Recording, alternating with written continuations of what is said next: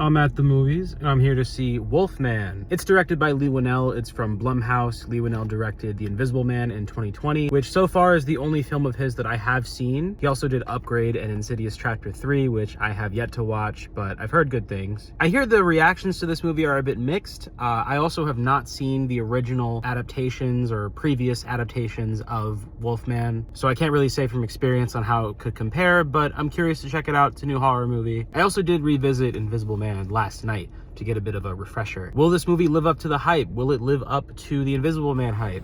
Let's find out.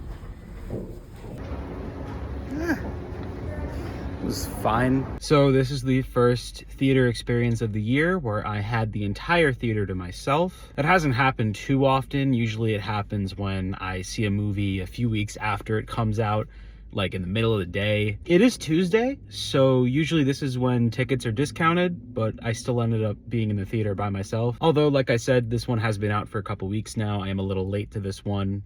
This movie is just fine. Nothing too crazy. I wasn't blown away by this movie. I even predicted the twist about this movie. I did really enjoy Leigh Whannell's Invisible Man, like I mentioned earlier, but I will say this one is not as good. Invisible Man was a lot better. The movie is about a writer played by Christopher Abbott that's currently in between jobs, and he's just found out that his father has deceased. He had went missing a long time ago, and after a long time the estate finally just came to the conclusion that he probably passed away. So he inherits his father's house, and he takes his wife and child with him to clean it out and bring stuff home with them to New York City. And they're far away from home. In fact, this is all the way in Oregon in comparison to New York City. After veering off their path, they nearly die in a car accident after their moving truck is hanging off a ledge. The husband gets infected by the Wolfman, and as the movie progresses, we watch the transformation of human to Wolfman. This movie did give me a bit of the chills, I will say. There were some really clever visuals, and the way the transformation works was really nice. I thought the relationship between the father and daughter was really nice. The husband and wife dynamic, while not perfect, they take this opportunity as a way to